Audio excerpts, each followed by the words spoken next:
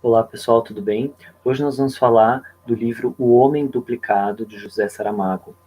José Saramago é prêmio Nobel, né, um escritor português, e ele é muito conhecido pelo Evangelho segundo Jesus Cristo.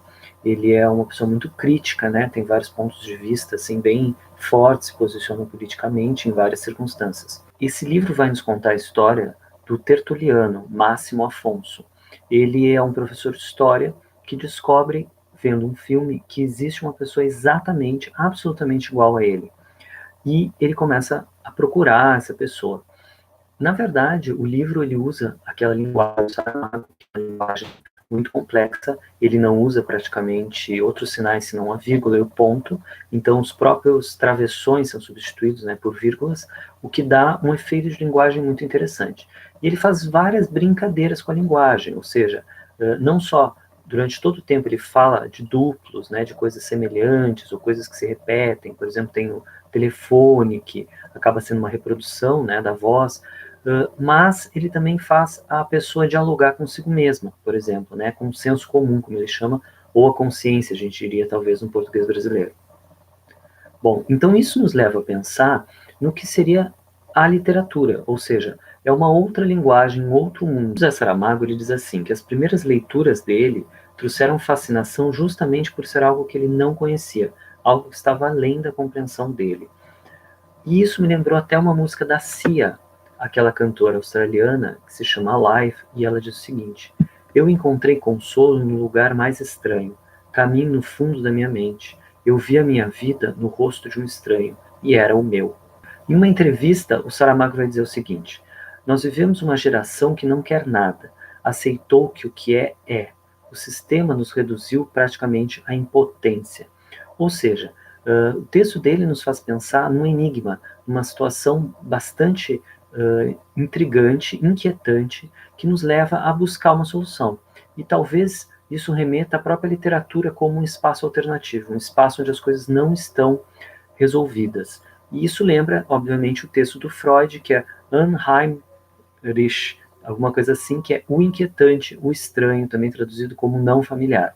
Nesse texto, o Freud vai falar então sobre essas coisas que nos causam inquietude. E ele vai dizer o seguinte, que essas coisas elas remontam a algo reprimido, a algo há muito tempo conhecido, que retorna. Isso nos causa a sensação de estranhamento.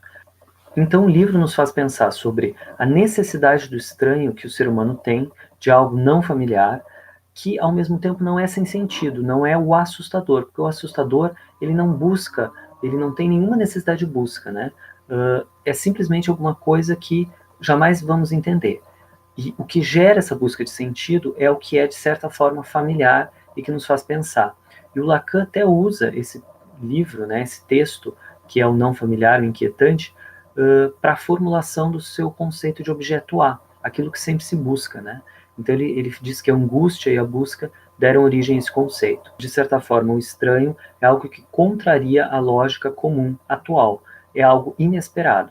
Ele questiona a prova da realidade. Nesse texto, Freud vai dizer que, por exemplo, as pessoas modernas, né, da época dele, não acreditam mais em fábulas, né, religiosas ou mitos. Elas sempre entram na prova da realidade. Então, se elas veem, por exemplo, uma imagem semelhante a elas, elas vão analisar, né, como foi refletida essa imagem, como que pode ter isso, né?